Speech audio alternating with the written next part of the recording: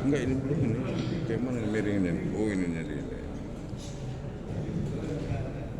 Bismillahirrahmanirrahim. Assalamualaikum warahmatullahi wabarakatuh.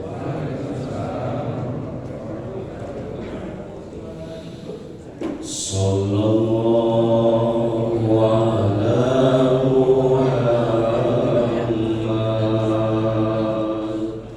Sallallahu alaihi wasallam. Sallallahu ala Muhammad. Sallallahu alaihi wasallam. Ya Nabi salam alaika. Ya Rasul salam alaika. Ya Habib salam alaika. Salawatullah alaika. Sallallahu ala Muhammad. Sallallahu alaihi wasallam. Sallallahu ala Muhammad.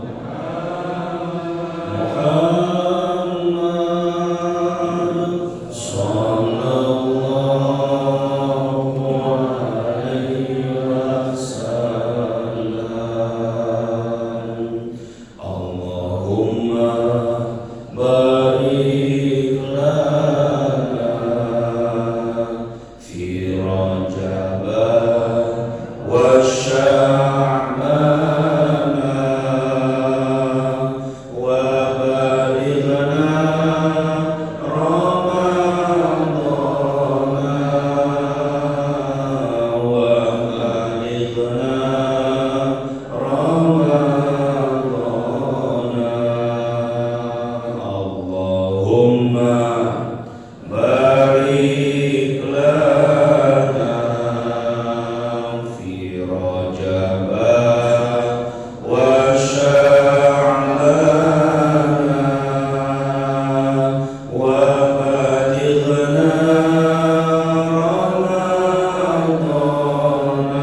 Ramadan waghfir lana dhunubana.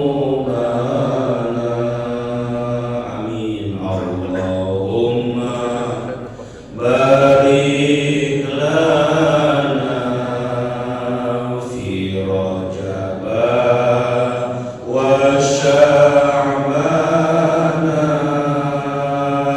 wa balighna Ramadan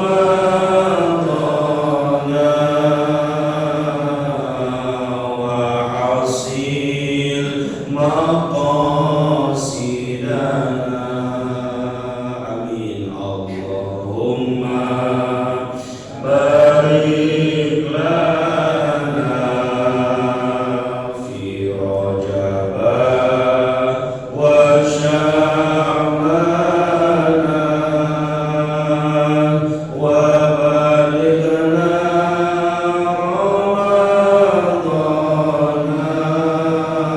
Ramadan wa yassir umurana. Bi barakah al-Fatihah. A'udzu billahi minasyaitonir rajim. Bismillahirrahmanirrahim. Alhamdulillahirabbil alamin. Arrahmanir rahim. Maliki yaumiddin. Iyyaka na'budu wa iyyaka nasta'in. Ihdinas siratal mustaqim. Siratal ladzina an'amta 'alaihim ghairil maghdubi 'alaihim waladdallin. Amin. Amin. Amin. Ya rabbal alamin. Alhamdulillah. Alhamdulillahilladzi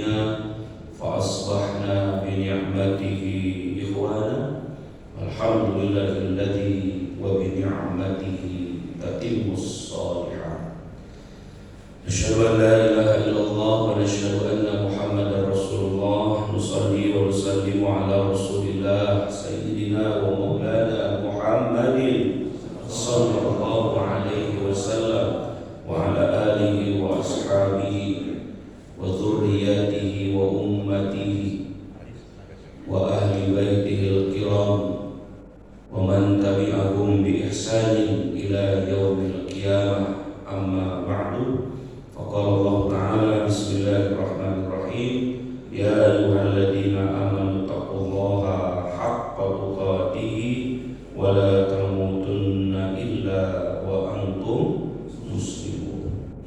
صدق الله العظيم وصدق رسول الله الكريم والعلماء الوارثين ونحن إن شاء الله من الشاهدين والشاكرين والتابعين والحمد لله رب العالمين.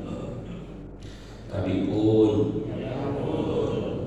yang sama-sama kita hormati pengurus Masjid Baitur Rahim, para penasehat, para sesepuh, para orang tua, para guru, para imam yang sangat Ustaz ta'zimi dan muliakan dan insyaallah dimuliakan Allah.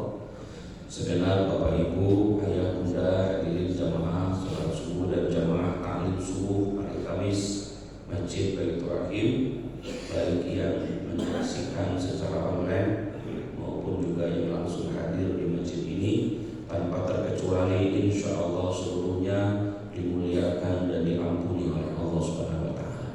Amin ya Allah ya Rabbal alamin.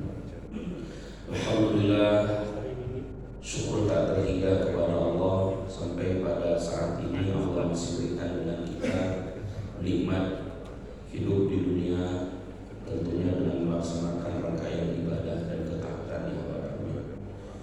Tidak ada nikmat yang paling besar kalau kita pahami dan kita jiwai, melainkan ketika kita diberikan kemampuan oleh Allah untuk bisa menyembah dan beribadah kepada-Nya. Menyembah itu adalah kerjaannya hamba, dan tidak ada status yang paling tinggi bagi seorang manusia melainkan menjadi hamba. Kalau dalam bahasa Arab namanya abdul. Apa Pak? Abdul. Bapak Ibu? Abdul. Baginda Nabi itu ketika ditanya oleh Allah, ya Muhammad, anta nabi au malik? Kalau boleh pilih, kau mau jadi apa ya Muhammad? Mau nabi, mau raja? Nabi menjawabnya apa? Anak abdul ya Rasulullah. Anak abdul ya Allah. Saya ini adalah hamba. Maka itulah kenapa ketika membaca ayat Isra Mi'raj tidak disebut Rasul, tidak disebut Muhammad, tak disebut dengan Nabi, tapi disebut dengan bi'abdi, hambanya. Subhanalladzi asra bi'abdihi, ya, Maha suci Allah yang telah mengisrakan hambanya. Kenapa? Karena status yang paling tinggi manusia itu adalah menjadi hamba di hadapan Allah. Dan inilah yang paling mulia, Pak. Allahul Malik, Allahul Khaliq, wa nahnul makhluk.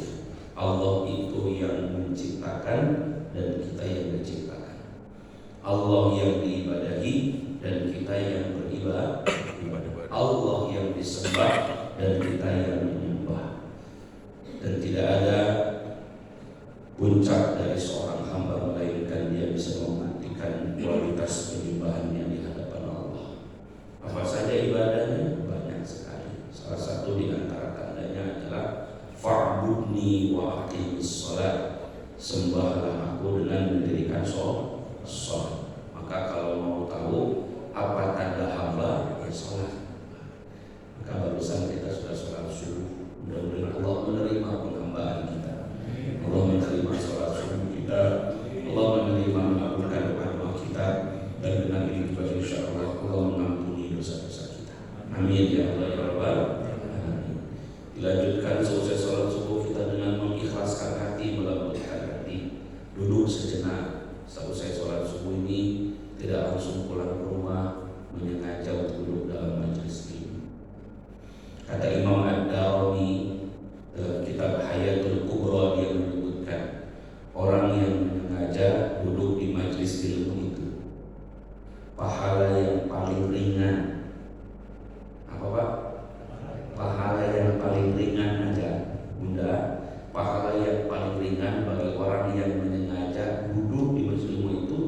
ayyaghfirullahu dzunubana walidayhi. Allah sedang mengampuni dosa kedua orang tuanya. Itu yang paling ringan, Pak.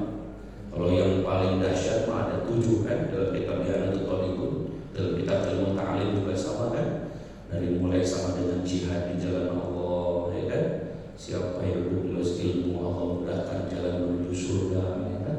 Disamakan dengan duduknya di taman-taman surga. Semua makhluk termasuk di langit dan di bumi bahkan di laut mendoakan kepada orang yang duduk dalam majelis ilmu.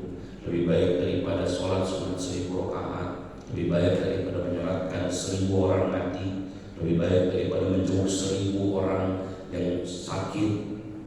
Bahkan kata Nabi, orang yang duduk dalam majelis ilmu itu diturunkan 4 kemuliaan, as-sakinah, rahmat, dikumpulkan dengan malaikat, bahkan akan disebut-sebut, dibanggakan di depan makhluk yang baik oleh Allah. Wah, Masya Allah Tuhan, tentang keutamaan duduk di majelis ilmu. Yang paling ringan itu duduk aja. Bapak itu udah, Bapak Ibu tuh duduk aja, nggak baca nggak apa, nggak nulis nggak apa, duduk aja, selonjoran, tapi duduk di sana. Itu yang paling ringan, Bapak Ibu, dosa orang tuanya sedang diampuni oleh Allah. Masya Allah, ya kan? Maka tidak ada kesibukan yang paling baik bagi kita di saat-saat usia begini melainkan luangkan waktu untuk punya waktu duduk di majelis ilmu, ya. Paham nggak apa-apa, minimal Bapak Ibu ketika guru kita menyebut Muhammad, nah berarti Bapak Ibu Sallallahu Alaihi Wasallam, kan itu berpahala tuh.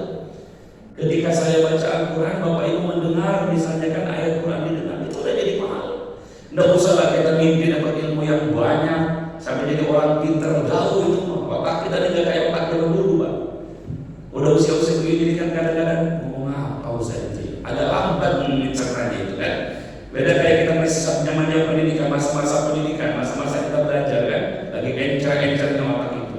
Kalau udah sekarang begini kan kadang-kadang udah tumpul, udah mikirnya kemana-mana, udah banyak dipikir dari dulu, udah banyak dipakai otak ini. Nah, dulu banyak ilmu, dimulai dengan sholawat, dimulai dengan zikir, dimulai dengan doa, Masya Allah ya. Kemudian bertemu dengan teman-teman ini, melihat wajah saudara-saudara kita dengan tetangga, senang, bahagia, tidak merasa sendirian. Oh, ternyata yang tua gak hanya saya. Teman dulu saya juga tua juga ternyata orangnya kan begitu. Senang, bahagia, Masya Allah ya kan. Sambil kita menikmati usia yang memang Allah sudah berikan. Alhamdulillah. Bahagia bisa ibadah Bapak Ibu. Senang bisa ibadah. Senang dulu dalam majelis ilmu, senang harus senang. Oh, orang tua kita ini senang yang udah wafat itu, alhamdulillah. Nih anak-anak saya ditunjuk oleh malaikat, nih anak-anakmu nih, ditunjukin di alam barzah itu, di alam kuburnya itu, nih anakmu yang pertama nih kerjaannya, anak kedua itu, ada catatan amalnya itu, dan semuanya akan mengalirkan pahala kepadanya. Dari mana ayatnya? Surat Yasin ayat 12. Inna nahnu nuhyil mauta wa naktubu ma qaddamu wa atharahum wa kulla syai'in ahsaynahu fi imamin mubin. Sesungguhnya kami itu telah menghidupkan kembali orang yang telah mati. Orang tua kita dulu yang sudah mati itu hidup di alam barzah itu. Dan Allah tuliskan amal-amal selama hidupnya mereka itu ada. Dan Allah menuliskan terhadap asar, bekas-bekas yang ditinggalkannya. Siapa? Amalan anak-anaknya, amalan zariyah mereka itu. Wa kulla syai'in ahsaynahu fi imamin mubin. Setiap amal mereka, setiap amal anak-anaknya akan dipampangkan, ditulis dalam bukti yang nyata. Malaikat nih, amalan anakmu nih. Ini anak yang pertama sholatnya rajin, ini sedekahnya banyak, ini bacaan Qurannya bagus. Anak kedua begini terus. Inilah aliran pahala dari anakmu yang soleh kepada engkau orang tua yang sudah menunggu di alam barzah. Sampai kapan nanti? Dikumpulkan selesai kematian itu, dibangkitkan lagi, kiamat, udah kiamat dibangkitkan di padang mahsyar, maka nanti akan ada jannatu 'adnin yadkhulunaha min abaihim wa azwajihim, katanya. Nanti akan ada orang-orang yang digiring ke dalam surga yang penuh kenikmatan. Siapa? Orang tua dengan anak-anaknya, dengan cucunya, Pak, digiring. Kenapa?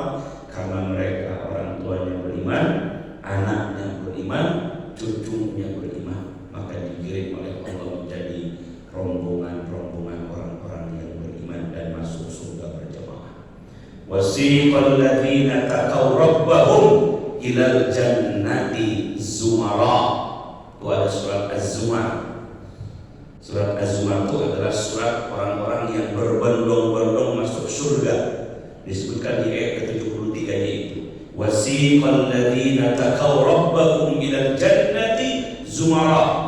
Dan nanti keluarga yang saling menguatkan dalam ketakwaan itu, orang tuanya kuat, takwanya kuat, imannya, anaknya pun sama, saling bergandengan, mereka digiring oleh malaikat, dikawal Pak, masuk ke dalam surganya pun berombongan. Masya Allah ya. Mudah-mudahan solehnya kita akan berefek pahalanya bagi orang tua kita dan juga keluarga-keluarga kita, insya Allah. Salawat dan salam kita haturkan kepada beliau yang mulia Nabi Muhammad sallallahu alaihi wasallam. Bapak Ibu hadirin jamaah rahimakumullah, silakan dibuka kitab hadisnya. Kita akan lanjutkan kembali mengambil sedikit ilmu dalam kitab Mukhtarul Ahadits Nabawiyah, rangkaian kaul-kaul sunnah qauliyah baginda Nabi Muhammad sallallahu alaihi wasallam. Kita akan baca subuh ini sampai hadis nomor berapa? Ada yang mencatat? Hadis 178. Oke. Silakan Pak dibuka. Hadis nomor 178. Kita baca bareng-bareng dulu ya. Yuk. Bismillahirrahmanirrahim. Qala Rasulullah sallallahu alaihi wasallam, ittala'tu 'alal jannati fawajadtu aktsara ahliha al-fuqara wa tala'tu 'alan nari fawajadtu aktsara ahliha an-nisaa. Rawahu al-Bukhari.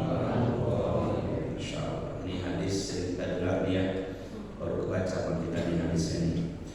Perhatikan, bismillahirrahmanirrahim. Qala Rasulullah sallallahu alaihi wasallam, Rasulullah bersabda, ittala'tu, aku sempat diperlihatkan. Siapa aku di sini? Nabi sallallahu alaihi. Kata Nabi, aku sempat diperlihatkan. Berarti kalau begini dalam proses mi'rajnya Nabi, Pak. Nabi kan mi'raj tuh. Ketika mi'raj kan dipertontonkan oleh malaikat tentang surga dan neraka, termasuk gambaran isinya. Ini kan dengan spiritual Rasulullah yang kita sudah mengimaninya bahwa benar terjadi peristiwa Isra Mi'raj itu sebagai bentuk Allah untuk membuktikan kebenarannya, kekuasaan Allah, keagungan Allah terhadap yang dibawa oleh Nabi, biar Nabi itu yakin. Kata Nabi, aku pernah dilihatkan alal jannati, tentang surga, fawajadtu, ternyata aku dapatkan aksara, yang paling banyak, ahliha, penghuninya itu al-fuqara, orang-orang yang fakir. Kita akan pahami nanti apa maksud fakir itu di sini. Wattala'tu, dan aku pun diperlihatkan alan nari, atas neraka, fawajadtu, maka aku dapatkan aksara, yang paling banyak, ahliha, penghuninya, an-nisa, kaum perempuan. Rawahu, riwayat hadis ini al-Bukhari, oleh Imam al-Bukhari.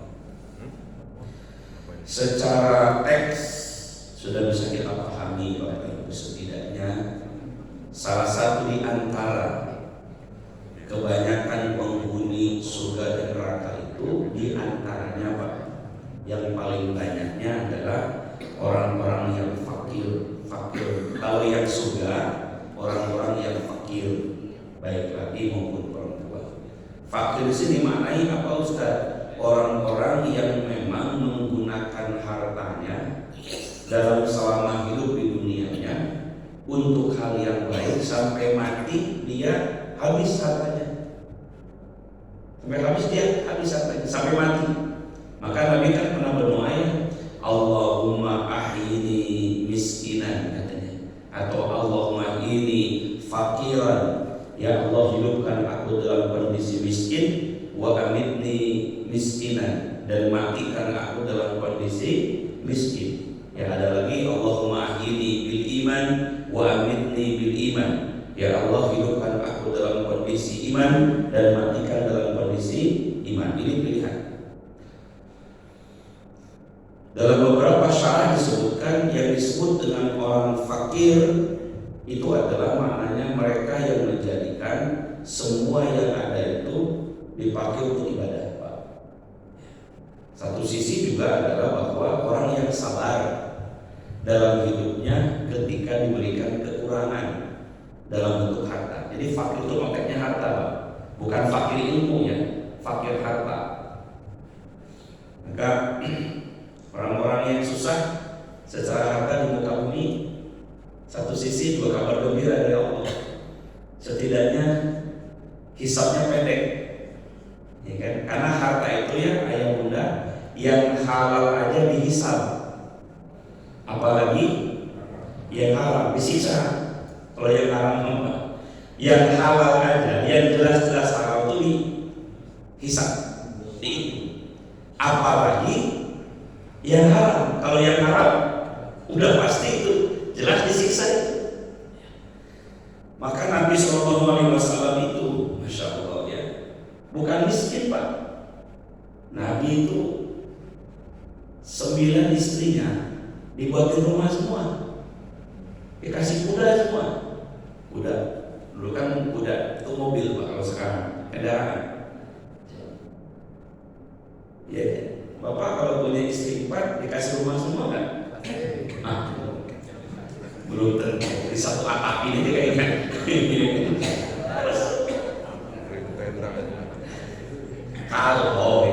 Kalau kan bukan kenyataannya.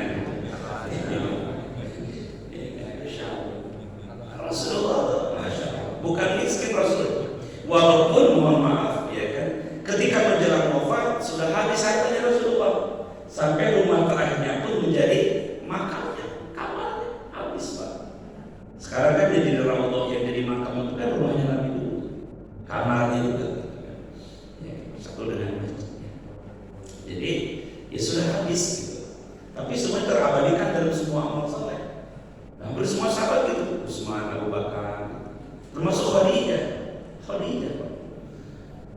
Makanya Rasulullah itu kenapa sangat kehilangan Khadijah ketika terjadi amul huzni, tahun kesedihan yang kemudian nanti akan datang besok itu kan dia latar belakangnya dengan itu salah satunya 2 tameng Rasulullah sanadain katanya, 2 tempat Rasulullah bersandar ketika berdakwah itu 2, 1 Abu Thalib, 2 Khadijah. Abu Thalib itu pamannya Nabi Pak, tameng dakwahnya Nabi. Abu Jahal itu Pak, sekasar-kasarnya Abu Jahal itu gak berani nyentuh fisik Nabi Pak, paling hanya mencaci, memaki, ya kan, mengembargo aja Nabi. Selama ada Abu Thalib gak berani mengeksekusi dalam bentuk fisik, takut dia, karena Abu Thalib kan termasuk tokoh juga di waktu itu, ya kan. Tapi ketika Abu Thalib wafat, nah mulai itu Abu Jahal. Nah ini di waktu yang sama di tahun ke-10 itu Abu Thalib wafat, enggak lama disusul dengan Khadijah. Khadijah itu apa? Masya Allah. Khadijah itu Masya Allah ya, dalam satu riwayat ketika bicara tentang Khadijah, apa kata Nabi ketika Rasul bicara Khadijah, apa kata Rasul kepada Khadijah? Khadijah itu ketika aku pulang ke rumah, kata Nabi, Masya Allah, ketika melihat wajahnya Khadijah maka hilang semua masalahku hanya dengan melihat wajah Khadijah. Hilang kegelisahan Nabi di luar rumah itu, ketika pulang ke rumah kelihat wajah Khadijah, hilang kegelisahannya, hilang masalahnya. Terus Bapak kalau dari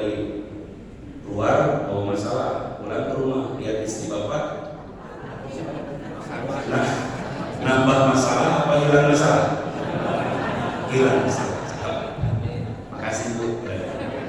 Insya Allah Ustaz, kalau saya banyak masalah di rumah, kalau pulang ke rumah hilang masalah. Oh, berarti ibu kayak Khadijah, berarti kan, Masya Allah.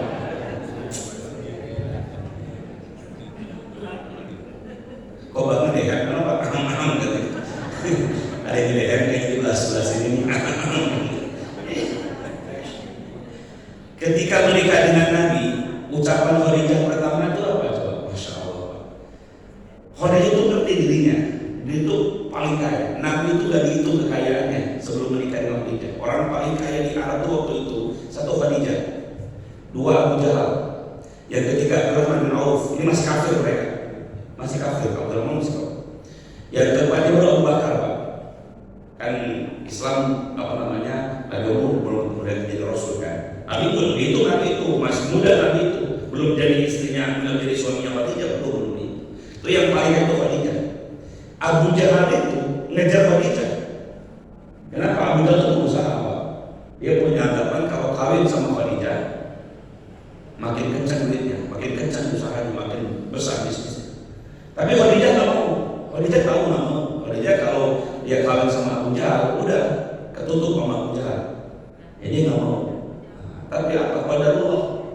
Khadijah itu punya karyawan, ya, jujur, pedagang. Itulah Nabi Muhammad. Nabi Muhammad itu karyawan Khadijah, Pak. Ngambil barang dari Khadijah, dibawa ke Syam, dagang. Tiap dagang tuh barangnya habis terus. Kalau yang lain lama nggak habis. Nabi itu tiap dagang 3 bulan pulang ke Mekah, dagang ke Syam, ke Mekah balik udah habis lagi. Sampai penasaran Khadijah itu, di rumah Isara pembantunya. Coba kau dampingi itu Muhammad. Mana secara dagangnya? Wah, habis terus jualannya. Diperhatikan nama dia. Ternyata dari sepanjang jalan diperhatikan. Dan ada kebanggaan dari Maisarah ketika pulang kepada Khadijah, ditanya oleh Khadijah, "Gimana Maisarah Muhammad itu?" "Ya Khadijah binti Khalid," katanya. "Ini orang ini kayaknya bukan orang." Begitu itu semuanya. Kalau jalan tuh hampir semua kebun kelapa, kebun apa kurma itu tunduk gitu lihat memang, Pak. Terus awan mengikutinya gitu. Begitu tuh kelebihan Nabi dibanding manusia biasa itu, Pak. Jujurnya ya Khadijah, dia jujur banget. Dari sana mulai kesan Khadijah itu. Wah, ini orang baik, ini orang jujur nih.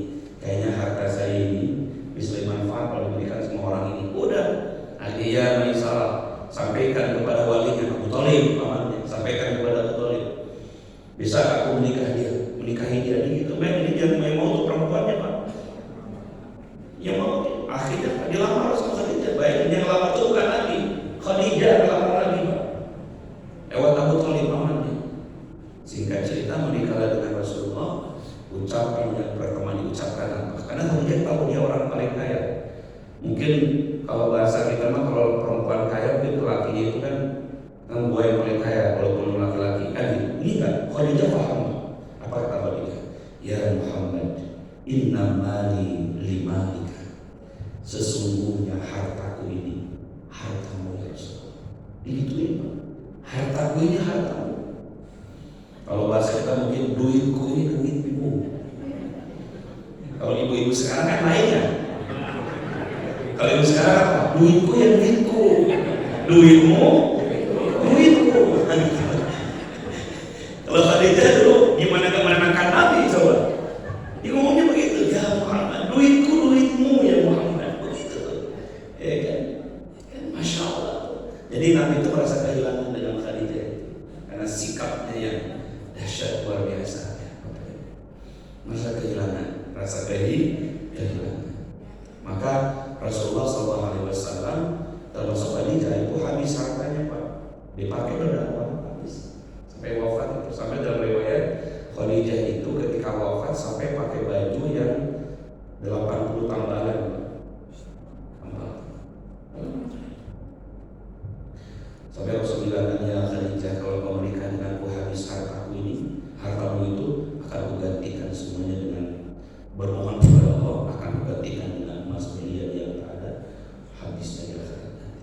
Khadijah juga bilang, "Ya Muhammad, nanti kata engkau nanti akan berdakwah, begitu besar tantanganmu, akan melewati satu sungai, galilah kuburanku," kata Khadijah, "jadikanlah tulang-tulangku sebagai jembatan kau melewati sungai itu." Khadijah Ya, begitu menyejukkan Rasulullah SAW. Habis semua, Rasulullah habis semua. Tinggal kita, apa yang tersisa dari harta kita hari ini? Apa harta kita?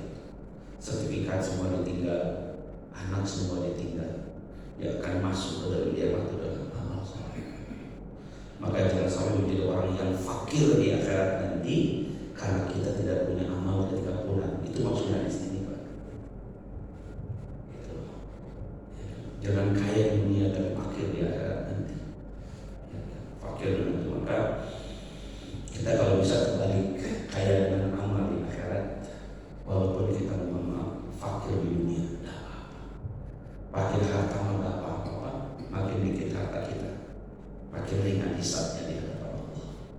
Tapi semakin banyak menumpuk harta kita semua, yang kita cenderung mencintai harta itu, maka makin berat kita untuk pulang kepada Allah. Maka Bapak, kalau pulang ke rumah, lihat lemarinya, berapa baju yang terpakai keluarga. Ibu-ibu, berapa lemari di rumah bajunya? Digantung, udah lama nggak dipakai kan? Udah bosan makainya, sok keluarin. Apalagi keluarin sedekahnya fakir. Ya. Kirim kemana yang butuh baju masih bagus. Kan kita ini kadang-kadang begitu kan, numpuk-numpuk. Yang dipakai akan lapuk, yang dimakan akan jadi kotoran. Yang akan ikut ke akhirat itu adalah amal yang kita sedekahkan. Jadi jangan pernah kita gelisah ketika kita fakir di muka bumi ini, karena yang kita rebutkan SKS sekarang ini. Ketika engkau mencelupkan telunjukmu ke dalam air lautan, kau angkat kembali, ada tetesan yang terakhir, maka itulah nikmat dunia yang diributkan oleh seluruh makhluk di muka bumi ini dibanding lautan. Itulah nikmatnya akhirat. Jadi kalau nggak dapat nikmat dunia, jangan iri, hanya setetes terbaik dibanding dengan akhirat yang luar biasa. Ustaz sering bilang kan, kalau kita melihat jaminan Allah orang yang bisa ibadah itu kan ternyata pahalanya lebih gede dibanding dunia ini ya Pak ya. Coba kalau udah bisa menjiwai 2 rakaat sebelum subuh aja sudah lebih baik daripada dunia yang segala isinya. Kalau kita bisa menjiwai, berarti rugi kalau ada orang yang nggak sempat melaksanakan sholat sunat. Kalau 2 rakaat sebelum subuh aja lebih baik dari dunia dengan segala isinya. Lantas apa yang kita dapatkan hari ini yang sampai meninggalkan sholat, gak sempat sholat sunat lagi hanya untuk mengejar nilai-nilai rupiah itu, zuhur lewat, asar lewat, maghrib lewat, ya Allah.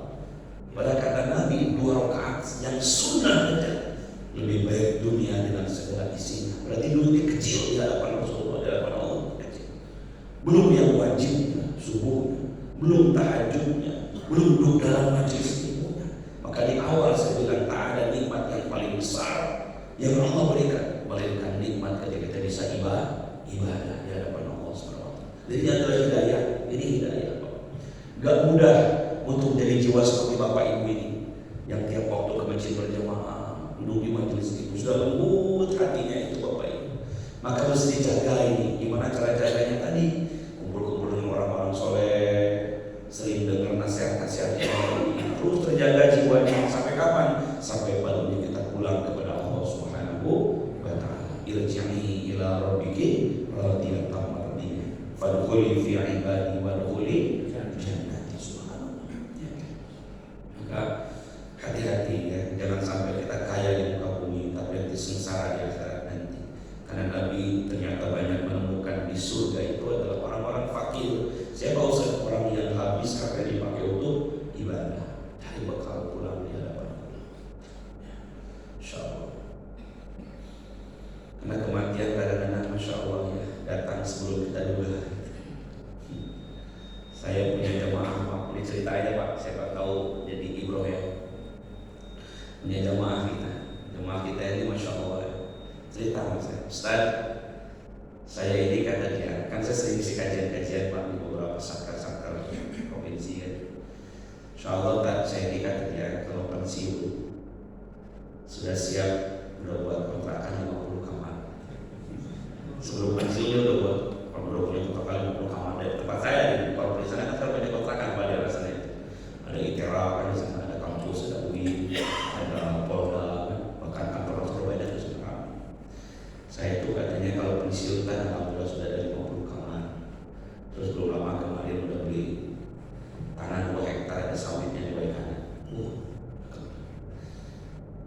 saya pensiun nggak nganggur kata dia. Insya Allah lah udah ada investasi. Bagus banget. Berarti bapak saya dengan istri kalau mati berarti kan udah ada jaminan, ya kan, termasuk anak-anak udah dipersiapkan. Terus saya tanya, Bang pensiunnya kapan? Masih lama sih tadi katanya, 6 tahun lagi. Bayangin Bapak Ibu, 6 tahun sebelum pensiun sudah nyiapin apa? 50 kamar kontrakan, 2 hektar kebun sawit. Pensiunnya 6 tahun lagi. Wallahu a'lam qadarullah. Baru 2 bulan dia cerita begitu, belum sampai dia pensiun, kematian datang mengambil dulu. Mati, wafat belum? Baru beberapa hari belakang. Maksudnya apa Ustaz? Orang mau pensiun aja persiapannya 6 tahun sebelumnya. Ini kita mau mati besok atau lusa. Apa persiapan Bapak? Itu aja cara berpikir. Mati gak punya harta, gak rugi gak? Bapak jangan takut. Kalau mati gak punya harta gak apa-apa. Mati gak punya rumah gak apa-apa. Yang repot tuh kalau mati gak punya iman Pak. Kalau mati gak punya iman itu yang bahaya tuh. Maka jaga iman itu. Kayak saya bilang Bapak kalau sudah begini, Ibu sudah begini, itu dijaga ini. Ini harta. Prestasi hidup itu adalah ketika mati dalam kondisi husnul khatimah. Itu prestasi apa? Bukan jabatan apa yang keempat hari ini, bukan berapa jumlah rumah, bukan itu.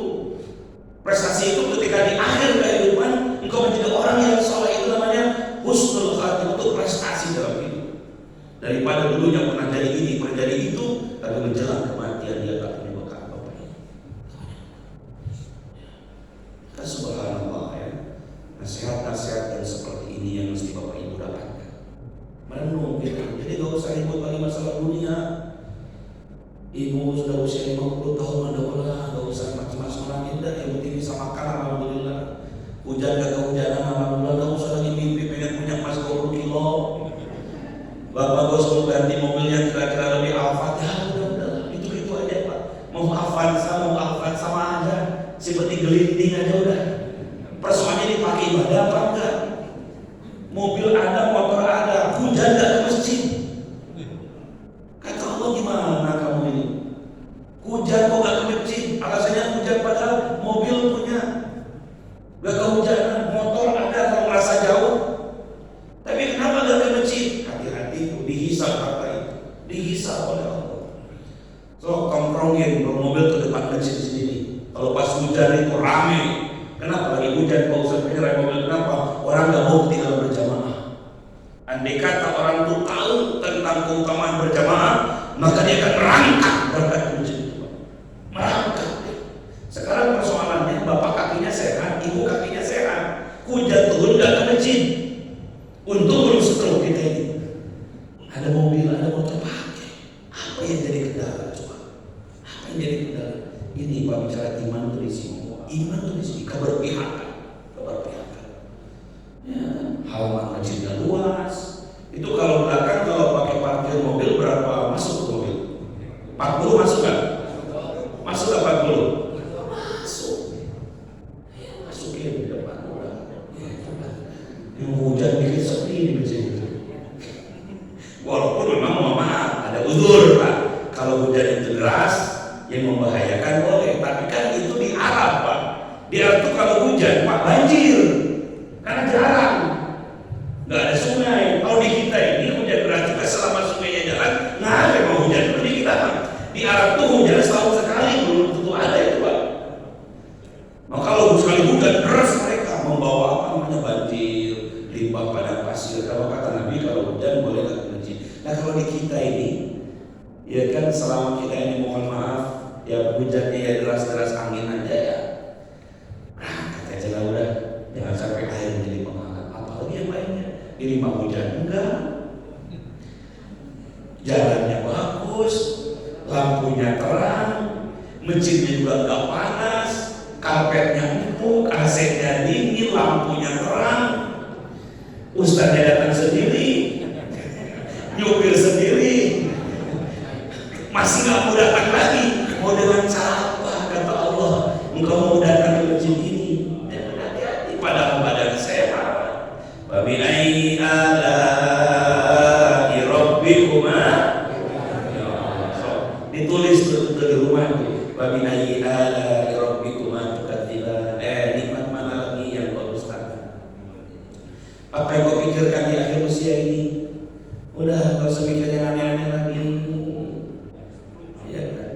Istri mulai dukung suaminya biar banyak ibadah. Dosa lagi, suzon-suzon, sakwa-sangka, apalagi sampai minta-minta macam-macam. Bapak juga sama udah. Jangan sampai ribut lagi urusan rumah tangga, mau ngomong cari apa lagi sih hidup ini. Kalau bukan kita akan pulang kembali kepada Allah dalam kondisi yang terbaik.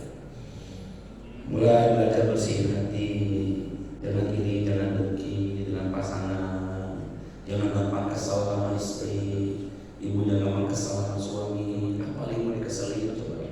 Kalau udah mati menyesal, salah satu di antara kedua itu. Coba. Ibu-ibu yang sekarang masih punya suami bersyukur. Kalau udah janda, makanya yang sudah janda itu kehilangan dia. Bapak yang sekarang masih punya istri, temenin, ayo ajak ke istri itu, Pak. Ustaz kan sebaik-baik perempuan sholatnya di rumahnya itu dulu, Pak. Dengan 3 sebab. 1, mohon maaf, jalannya masih belum dulu zaman Rasulullah. Orang kafir masih banyak, Rasul sedikit, jadi keamanan tidak pas.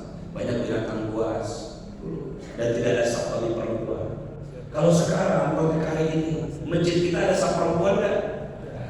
Itu di atas masih kosong, di belakang sudah ada hijab, jalan juga aman. Bapak yang nemenin, masya Allah, perempuan yang ke masjid akan mendapatkan pahala yang sama dengan laki-laki ketika dia tidak punya halangan di rumahnya. Anak-anak udah pada gede semua, udah pada bentar semua, udah gak punya orang tua diurusin, udah bareng-bareng ke masjid dulu. Apalagi yang dibutuhin. Masya Allah, mumpung masih bisa bersama, ya, masih bisa bersama, dikurangi, ya kan? Buat nyaman Bapak untuk ibadah, ya kan? Maka baik keduanya, wa tolak tu ala nari wajatu aksar ahli yang nisa, katanya. Sebaliknya, ketika aku diperlihatkan dengan isi neraka, ternyata kebanyakan kaum perempuan. Tapi bukan berarti mendesdekan kaum perempuan, bukan. Ini kan sekadar hanya kabar, kata Nabi. Berarti kaum perempuan itu, mohon maaf, itu disinyalir oleh Nabi, kebanyakan penghuni neraka. Ya karena memang kaum perempuan lebih banyak dibanding kaum laki-laki dunia ini, wajar. Ya kan, kaum perempuan lebih banyak Pak dibanding kaum laki-laki. Makanya wajar kalau perempuan kita banyak penghuni. Terus siapa saja mereka kawasan penghuninya itu? Ya tentu saja kata Nabi kan, yang perempuan tidak beriman kepada Allah, kemudian membangkang dengan suami, tidak taat dengan suami, ya, atau mungkin mohon maaf perempuannya tidak menjaga auratnya dan lain sebagainya, banyak. Ya kan gitu. Ya silakan aja kita evaluasi barang. Maka Ustaz sering bilang ya, kalau pengajian ibu-ibu itu saya sering bilang, mohon maaf, sesolehah-solehahnya seorang istri itu bukan pada tahajudnya, bukan pada jilbab panjangnya, tapi ketika dia mampu menjadi istri yang dibanggakan oleh suaminya, tunduk dan taat dengan suaminya. Maka ibu kalau ngaji jangan lama-lama, cepat pulang, berikan senyum kepada suami. Kadang-kadang para istri itu senang mendengarkan nasihat dari ustaz, tapi tidak senang dengan nasihat dari suami. Betul nggak Pak? Ibu adalah bidadari terbaik di rumahnya bagi suami. Bangga dan bahagia seorang guru itu ketika dia punya jamaah ibu-ibu yang di rumahnya pun menjadi dambaan bagi para suami. Jangan ada cerita gitu, ngaji aja kayak minum obat, pagi ngaji, siang ngaji, sore ngaji, di rumah udah kayak setan. Kata suami ngerut aja, ya kan? Gimana caranya kalau kita tuh hasil ngaji pas ke rumah tuh, ya Allah adem gitu suami itu melihat, adem. Bahkan mungkin mohon maaf ya, kecantikan di akhir usia itu bukan pada wajah lagi, sudah kepada sikap dan bahasa.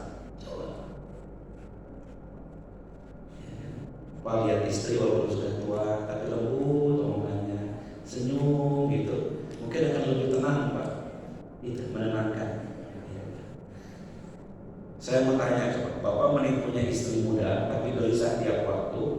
atau punya istri sudah tua tapi menenangkan bapak di rumah? Oh ya bu, kata bapak mending punya istri tua tapi menenangkan. Ini udah tua gak pernah menenangkan. Mending yang muda aja usah gelisah gak apa-apa, karena yang tua juga menggelisahkan begitu. Jadi menenangkan gitu loh.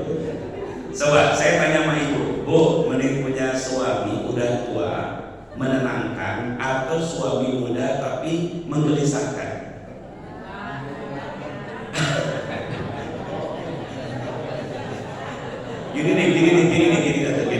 Gini nih, ibu mending punya suami tua tapi ibu tenang daripada suami berduit tapi ibu gelisah.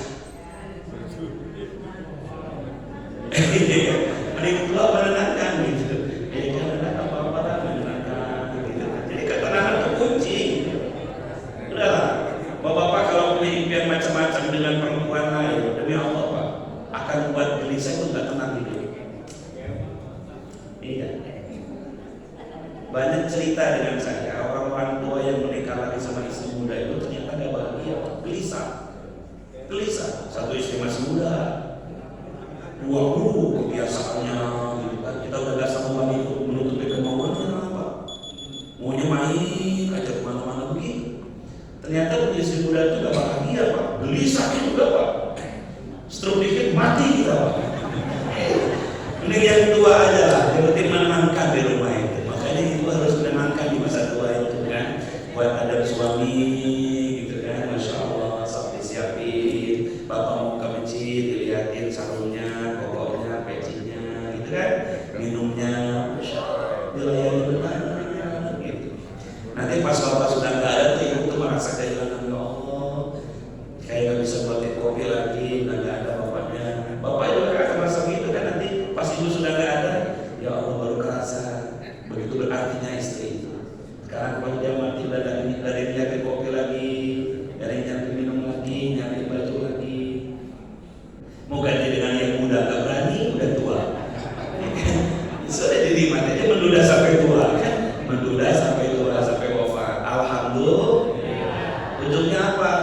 Saya tuh pernah mendengar Pak, doanya orang yang sudah tua dan dia bertahan dan nikah lagi. Apa doanya? Doa Rasul. Ini doanya. Allahumma ahyini ma kanatil hayatu khairan li wa tawaffani ma kanatil wafatu khairan li. Itu doanya orang yang memang sudah tak punya pasangan di akhir tua.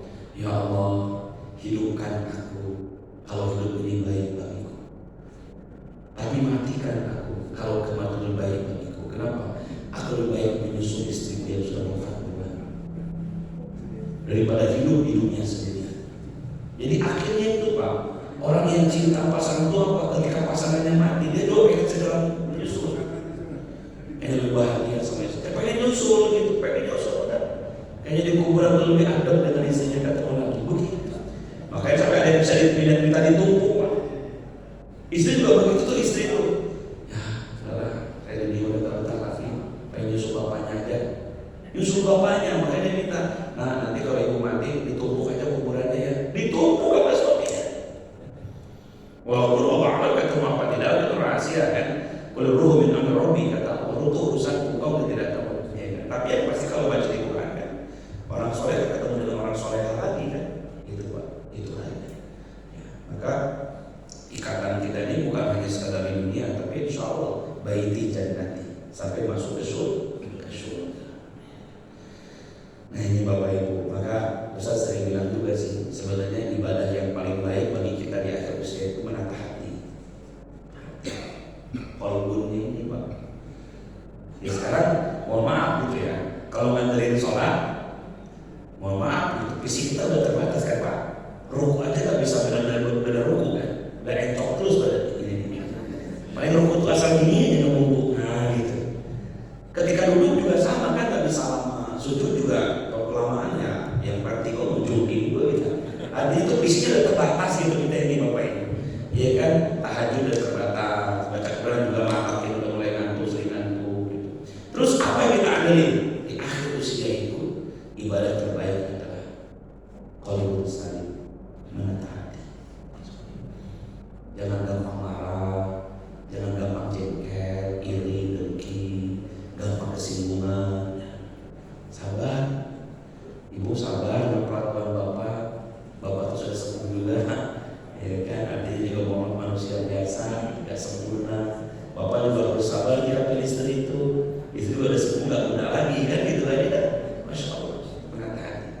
Inna fil jasadi mudghatan fa in salahat salaha al jasadu kullu wa in fasadat fasad jasadu kullu ala wa hiyal qalbu. Dalam badan kalian itu ada segumpal darah yang kalau segumpal darah itu baik ditata dengan baik itu maka akan baik semua badannya ini. Maksudnya apa? Amalnya akan baik. Tapi kalau segumpal darah itu busuk, kotor, gampang marah, gampang kecewa, nyesel terus, gitu, maka semua perbuatannya akan hancur dan buruk. Ala wa hiyal qalbu. Kalian tahu apakah segumpal darah itu? Namanya al-qalbu. Apa qalbu? Yauma la yanfa'u malun wala banun illa man atallaha biqalbin salim. Masyaallah. Satu hari nanti ketika hartamu itu udah gak ada artinya lagi. Jadi masa-masa begitulah mungkin Pak, mohon maaf. Yang Allah mau apa? Biqalbin salim, tata hati kalian. Saya titip dengan Bapak Ibu, kalau nanti Bapak mengalami stroke, gak bisa sholat dalam bentuk sempurna, Ibu gak bisa juga dengan sempurna. Satu ibadahnya, tata hati dengan baik. Yang keempat, satu dikasih nikmat bersyukur, dengan ujian bersabar. Yang ketiga, dengan takdir ridho, dengan amal ikhlas. Orang itu kalau sudah ngerti dengan takdirnya masing-masing, gak mungkin mengeluh. Di akhir tua ini kita bisa ditakdirkan sakitnya bisa sakit parah, bisa ditakdirkan kekurangan harta. Ridho dengan takdir, ridho dengan takdir. Dan ini adalah perkara yang mahal Bapak Ibu. Karena ternyata rukun iman juga yang paling keenam apa?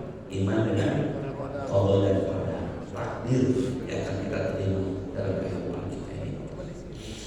Nah ini mungkin Bapak Ibu satu sisi bagaimana kita bisa merespon terhadap sabda Nabi ini. Aku banyak menemukan di surga itu adalah orang-orang yang fakir, maknanya adalah orang yang di akhir usia makin berkurang hartanya, tapi juga mohon maaf dipakai untuk banyak ibadah. Bukan berarti roba dengan materi di akhir usia. Yang acap kali kalau kita ingat mungkin ada harta-harta yang kadang-kadang haram atau subat yang masih menempel di rumah kita. Maka sekarang banyak sedekah, Dulu Bapak yang pernah bekerja di mana dapat gaji, dapat uang-uang seseran, uang-uang nggak jelas, so, bersihkan dengan cara apa? Banyak sedekah. Banyak uang kan ada doa itu. Wa in kana haraman fatahir. Ya Allah, kalau harta kami ini haram, pernah dipakai ini, dipakai itu, kami mohon sucikan ya Allah. Gimana cara mensucikannya? Banyak-banyak berbuat baik, cara bersedekah. Khudh min amwalihim shadaqatan tutahhiruhum wa tuzakkihim. Keluarkan oleh kalian zakat sebagai apa? Pembersih, sedekah. Sedekah itu maknanya bukan sekedar zakat aja Pak, sedekah, infak, apapun yang bisa kita lakukan. Tutahhiruhum wa tuzakkihim apa? Untuk membersihkan dan mensucikan. Bersihin harta yang dulu pernah kita ambil haram, yang berdosa untuk mensucikan jiwa kita.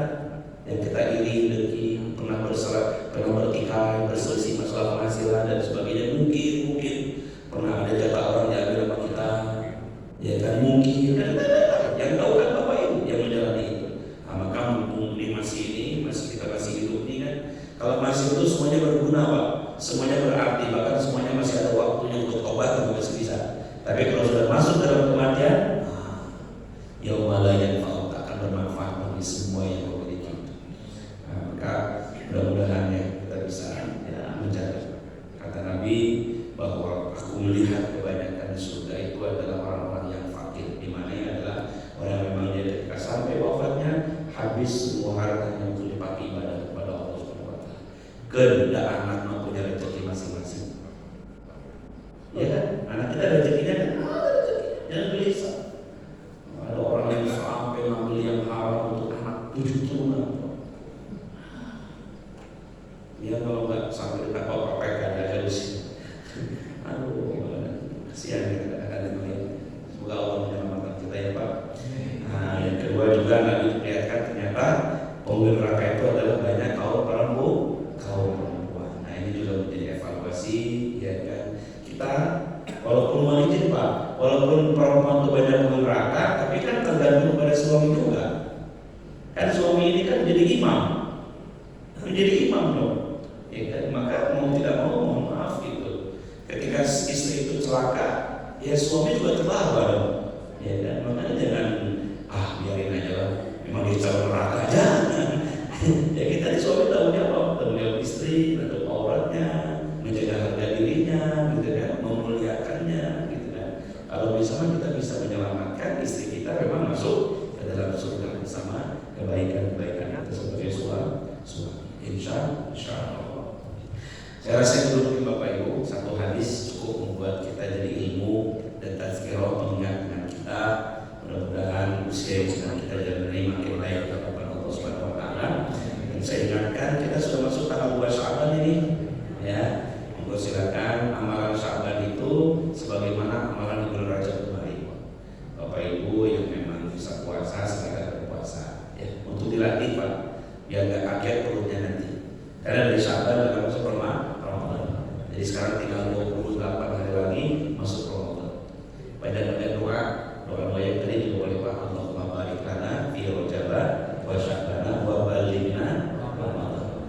Ya, Bapak Ibu ini bisa ketemu Ramadan aja itu sudah alhamdulillah. Bisa sampai dengan Ramadan alhamdulillah. Karena Rasulullah kan banyak gitu, wa balighna Ramadan. Ya Allah, sampai kami bisa bertemu dengan Ramadan. Tahun ini bisa ketemu Ramadan lagi. Wah, Masya Allah, dahsyat. Ya, makanya saya dari sekarang lima waktunya, berjamaahnya, bacaan Qurannya. Ibu-ibu yang dulu pernah punya hutang puasa, sok dibayar dari sekarang hutang puasanya. Ya kan, jangan ditunda-tunda. Untuk memancing bapak-bapak silakan sunat-sunatnya. Kalau mau tiap hari puasa Sya'ban boleh Pak, tidak apa-apa. Tiap hari Sya'ban boleh gitu kan. Kalaupun mau selang-seling juga boleh. Kalau enggak minimal yang Senin Kamis juga boleh. Dan lebih juga boleh. Ya. Jangan sampai pulang Sabat juga pernah puasa. Ya kan, mumpung Ustaz karena Ramadan kan puasa selamanya. Justru terbalik. Sabat ini puasa, nanti ketika Ramadan enggak akan terasa puasanya. Akan terasa biasa karena kita sudah biasa puasa. Sudah Sya'ban, mudah-mudahan kita bisa memaksimalkan kualitas ibadah kita di hadapan Allah Subhanahu wa Ta'ala. Ini saja mungkin, semoga kita dipertemukan Allah kembali dalam berikutnya. Di akhir mari angkat kedua tangan, angkat kepala kita berdoa. A'udzubillahi minasyaitonir rajim. Bismillahirrahmanirrahim. Alhamdulillahirabbil alamin, hamdan hamidin, hamdan syakirin, hamdan yuwafi ni'amahu wa yukafi mazidah. Ya Rabbana lakal hamdu kama yanbaghi li jalali wajhikal karim wa 'azimi sultanik. Allahumma shalli wa sallim wa barik ala sayyidina Muhammad wa ala ali sayyidina Muhammad fil alamin innaka Hamidum Majid. Allahumma ighfir lil muslimina wal muslimat wal mu'minina wal mu'minat al ahya'i minhum wal amwat innaka sami'un qaribun mujibud da'wat wa ya qadiyal hajat.